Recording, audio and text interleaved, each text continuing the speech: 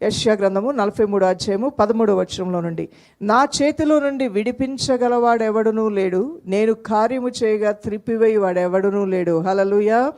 ఈ మాట మీ గదుల్లో రాసి పెట్టుకోండి, ఈ వాక్కు రాసి పెట్టుకోండి. ఎంత బలం వస్తుందో మీ అంతరంగ పురుషునికి. అంతరంగంలో బలం వస్తేనే మనం యాక్షన్లో దాన్ని పెట్టగలుగుతాం.